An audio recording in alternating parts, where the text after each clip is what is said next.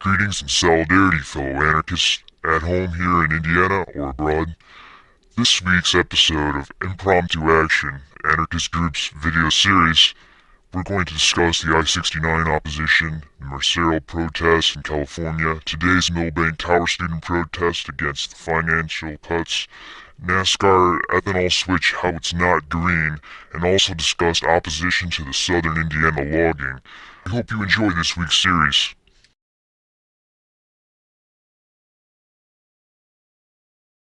Ben Scorvin sat down with journalist Matt Dillinger to discuss his new book, I-69, The Unfinished History of the Last Great American Highway, and to explore some of the history of the I-69 project. The projected I-69 corridor covers more than 1,000 miles from Port Huron, Michigan, all the way south to the Mexican border, running through some of the most remote and poorest areas of Tennessee, Mississippi, Texas, and southern Indiana. Indiana Board journalist Matt Dillinger has spent the last 10 years driving up and down that route, talking with supporters and opponents of the controversial highway. To people along the route, someone came to them and said, "There's this plan to build this highway."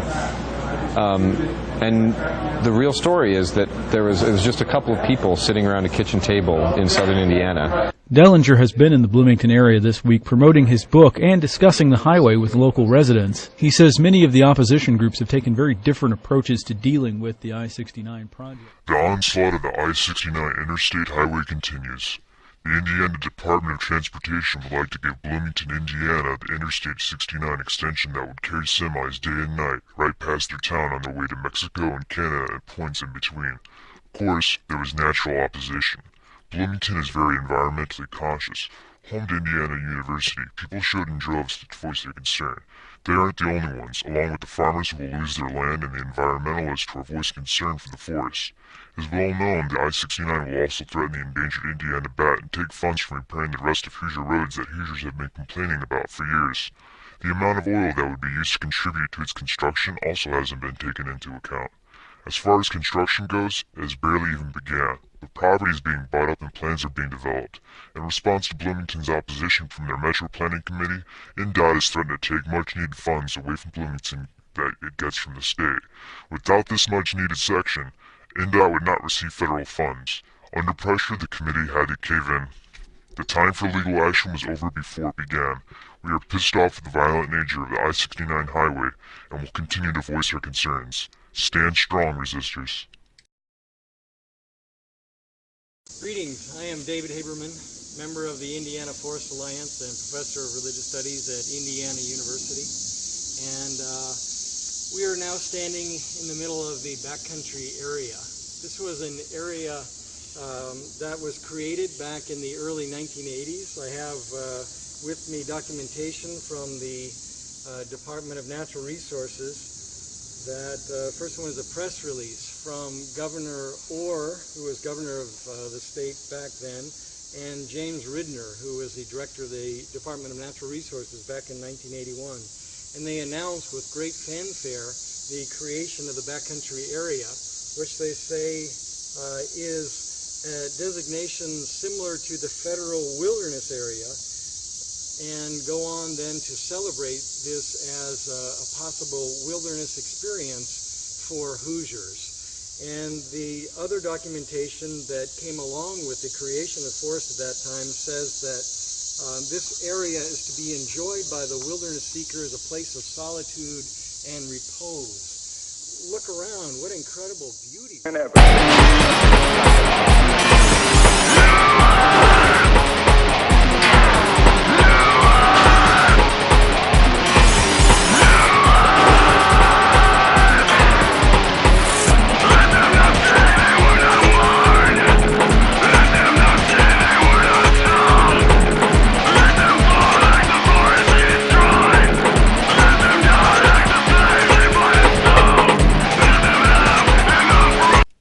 Country of southern Indiana was exempted to provide a nature reserve that would give something beautiful to the people of Indiana that they could cherish forever. Now, that idea has been crushed by the state. The biodiversity of this old-growth forest is very important to Indiana. We are asking that all logging to stop now, including in the backcountry of southern Indiana. If the backcountry is logged, it will be subject to invasive plant species that normally can't reach the deep forest floor. The rich diversity of plants in the southern Indiana forest must be protected, not squandered away for profit. Some plants in the backcountry forest even have medicinal attributes.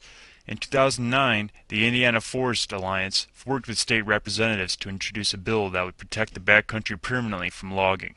The bill was referred to the State Indiana House Natural Resources Committee, which held a hearing that included 4 hours of testimony with no discussion afterward. There was no opportunity for rebuttal. This is the typical reaction from trying to work within the state. No dialogue and no action to protect these scarce backcountry reserves. Indiana was primarily deep forests, prairies, and wetlands before white settlement. The state had forests with trees that rivaled those of Central America. In fact, many of our native birds and wildflowers actually need this habitat to survive. These forests have the potential to grow big, old, and deep, and they must. We will continue to take action in whatever way we can to oppose the logging of Mother Earth's last reserves.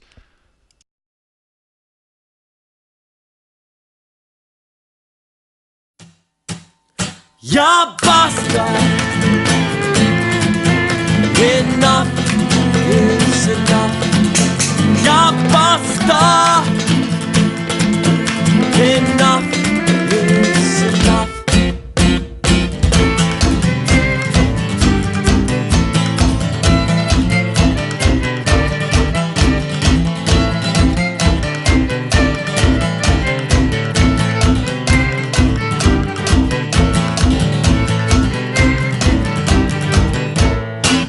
Why are we angry? I say, look at history. The cause of all our troubles, it is not a mystery. There are those whose lives are easy, there are those whose lives are rough. Now is the time for us to rise and cry out, enough is enough. Borders, enough nations, enough corporate exploitation, enough racist air pollution, enough racist institutions, enough chains and enough cages, and enough starvation wages, enough highways and gas stations, enough control by corporations. We won't take it anymore. Yeah, this is class war. We'll fight you in the streets, we will dance in your defeat. Yeah, basta. Tens of thousands of students marched through London on Wednesday against plans to triple university tuition fees, and violence erupted as a minority battled police and trashed a building containing the headquarters of the governing Conservative Party. 10 people were injured in the violence, including 3 police. The demonstration, organized by the National Union of Students and the University and College Union, started peacefully, with up to 50,000 students, lecturers, and supporters marching from Whitehall past Downing Street and Parliament. But around an hour after the protest started, violence flared at Millbank Tower, close to the Tate Britain Art Gallery, where the march was due to end with a rally. More than 200 officers remained at the scene in full riot gear to oppress and victimize students. "We are destroying the building just like they are destroying our chances of affording higher education," said Corin Parkin, 20, a student at London City University. Afterwards, a thick line of riot police surrounded the remaining 25 or so students detained in the lobby of Millbank Tower.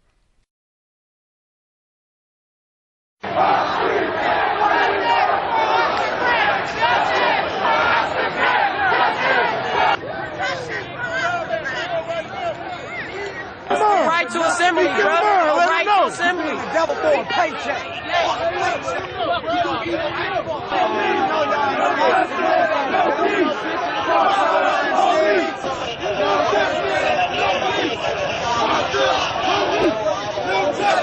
No peace! Fuck the police! No justice! Justice!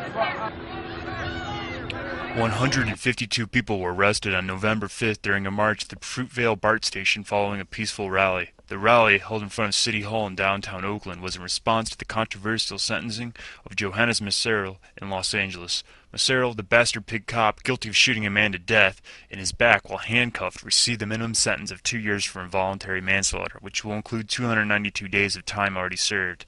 This leaves 7 months until he's eligible for parole. What they gave that man was a slap on the wrist, a man introduced as Paradise said at the rally. The rally included music, live art, and speeches calling for a harsher punishment for Maserl and to an end of police brutality. Moments after the rally ended at 6 p.m., an estimated 200 of the original 350 protesters began to march towards Fruitvale BART, where Maserl shot Oscar Grant on New Year's Day 2009. The crowd was angry but peaceful and included elderly and disabled protesters chanting, "Whose streets? Our streets," as they marched down Madison Avenue and took a left on 10th Street. The crowd first met numerous walls of heavily armed Oakland Police Department and SWAT team members later on throughout the night as they negotiated their way through the streets. The crowd was forcibly arrested without any negotiation of them to be able to leave the block.